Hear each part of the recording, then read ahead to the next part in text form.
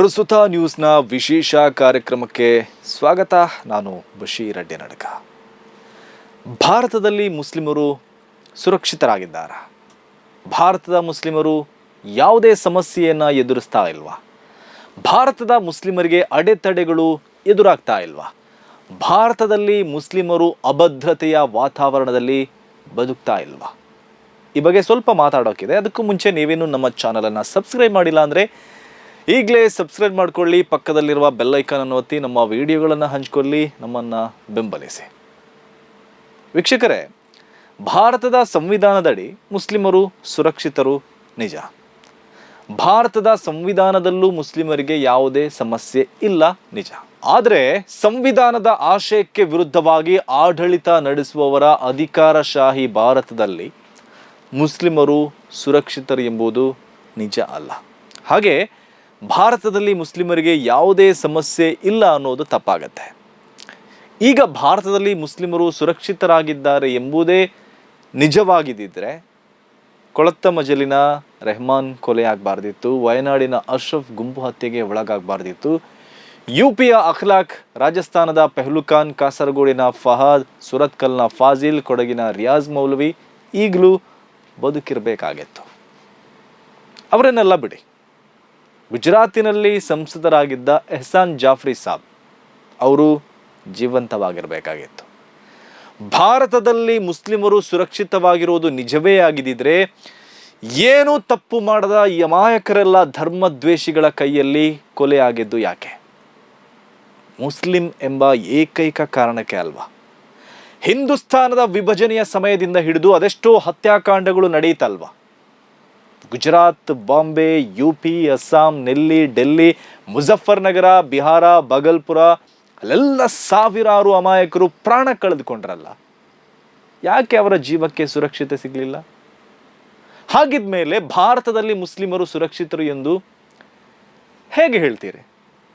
ಇಷ್ಟಾದ ಮೇಲೂ ಭಾರತದಲ್ಲಿ ಮುಸ್ಲಿಮರು ಸುರಕ್ಷಿತರು ಎಂಬ ವಾದವನ್ನು ಒಪ್ಪಿಕೊಳ್ಳೋಕೆ ಸಾಧ್ಯ ಇದೆಯಾ? ಇನ್ನು ಭಾರತದಲ್ಲಿ ಮುಸ್ಲಿಮರಿಗೆ ಯಾವುದೇ ಸಮಸ್ಯೆ ಇಲ್ಲ, ಅವರಿಗೆ ಯಾವುದೇ ಅಡೆತಡೆಗಳಿಲ್ಲ ಎನ್ನುವುದು ಅಸತ್ಯ ಆಗತ್ತೆ. ಯಾಕಂದ್ರೆ ಭಾರತದ ಮುಸ್ಲಿಮರು ಸಮಸ್ಯೆಗಳ ಕೂಪದಲ್ಲೇ ಬಿದ್ದಿದ್ದಾರೆ. ಅವರ ಹೆಜ್ಜೆ ಹೆಜ್ಜೆಗೂ ಅಡೆತಡೆಗಳಿವೆ. ಅದು ಸಾಮಾಜಿಕವಾಗಿಯೂ ಇದೆ, ಶೈಕ್ಷಣಿಕವಾಗಿಯೂ ಇದೆ, ಆರ್ಥಿಕವಾಗಿಯೂ ಇದೆ, ರಾಜಕೀಯವಾಗಿಯೂ ಇದೆ. ಇಲ್ಲಿ ಮುಸ್ಲಿಮರ ಪೌರತ್ವ ಪ್ರಶ್ನೆಗೀಡಾಗತ್ತೆ. ಮುಸ್ಲಿಮರ ಅಸ್ತಿತ್ವ ಅಲ್ಲಾಡ್ತಾ ಇದೆ.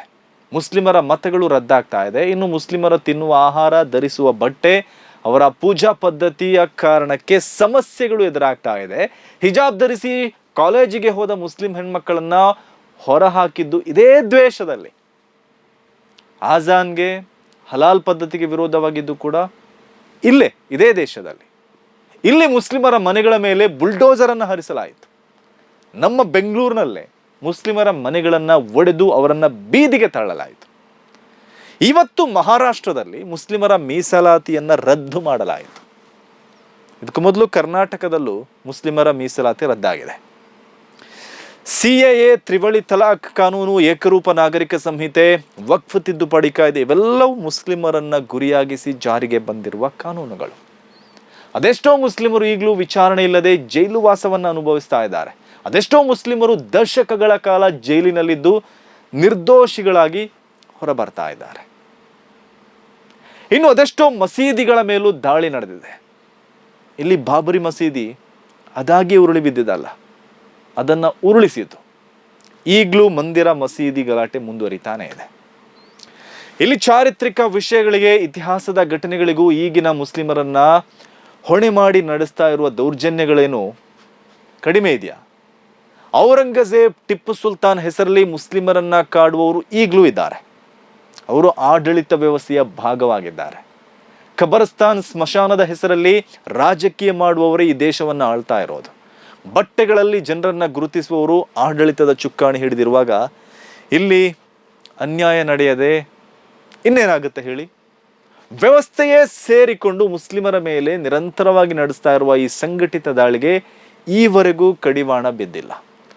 ಅದು ಹೆಚ್ಚಾಗ್ತಿದೆಯೇ ಹೊರತು ಕಡಿಮೆಯಾಗೋದು ಕಾಣ್ತಾ ಇಲ್ಲ. ಭಾರತದಲ್ಲಿ ಮುಸ್ಲಿಮರ ಮೇಲೆ ನಡೆದ ದೌರ್ಜನ್ಯಗಳೇನು ಕಡಿಮೆ ಇಲ್ಲ. ಅದು ಭಾರತೀಯರಿಗೆ ಮಾತ್ರ ಗೊತ್ತಿರೋದಲ್ಲ, ಇಡೀ ಜಗತ್ತಿಗೂ ಗೊತ್ತಿದೆ. ಭಾರತದಲ್ಲಿ ಮುಸ್ಲಿಮರ ಮೇಲೆ ನಡೀತಾ ಇರುವ ದೌರ್ಜನ್ಯಗಳನ್ನು, ತಾರತಮ್ಯಗಳನ್ನು ಹಲವು ದೇಶಗಳು ಖಂಡಿಸಿದೆ. ಮುಸ್ಲಿಂ ದೇಶಗಳಷ್ಟೇ ಅಲ್ಲ, ಮುಸ್ಲಿಮೇತರ ದೇಶಗಳು, ಜಾಗತಿಕವಾಗಿ ಹೆಚ್ಚಿನ ದೇಶಗಳು ಅದರ ವಿರುದ್ಧ ಧ್ವನಿ ಎತ್ತಿದೆ. ಆ ಬಗ್ಗೆ ಜಾಗತಿಕವಾಗಿ ಹಲವು ವರದಿಗಳು ಪಬ್ಲಿಷ್ ಆಗಿದೆ, ಅನೇಕ ಪುಸ್ತಕಗಳು ಕೂಡ ಹೊರಬಂದಿದೆ. ವಿಶ್ವಸಂಸ್ಥೆಯಲ್ಲೂ ಆ ಬಗ್ಗೆ ಅನೇಕ ಮಾಹಿತಿಗಳಿವೆ. ಈ ವಿಚಾರ ಜಗತ್ತು ಸುತ್ತುವವರಿಗೆ ಗೊತ್ತಿಲ್ಲದಿರುವ ವಿಚಾರ ಏನೂ ಅಲ್ಲ. ಈ ದೇಶಕ್ಕೆ ಏಕತೆಯೇ ಮುಖ್ಯ, ಶಾಂತಿ, ಸಾಮರಸ್ಯ, ಸಹಬಾಳ್ವೆ, ಮಾನವೀಯತೆಯೇ ನಮಗೆ ಮುಖ್ಯ ಆಗಬೇಕು. ಇಲ್ಲಿ ಎಲ್ಲರೂ ಸುರಕ್ಷಿತರಾಗಿರಬೇಕು, ಎಲ್ಲರೂ ಸಮಸ್ಯೆಯಿಂದ ಮುಕ್ತರಾಗಬೇಕು. ಅದು ಸಾಧ್ಯ ಆಗಬೇಕಾದ್ರೆ ಈಗ ಇರೋ ಸಮಸ್ಯೆಯನ್ನು ಗುರುತಿಸಬೇಕು ಮತ್ತು ಅದನ್ನು ಧೈರ್ಯದಿಂದ ಪ್ರಸ್ತುತಪಡಿಸಬೇಕು. ಏನು ಮಾಡಬೇಕು?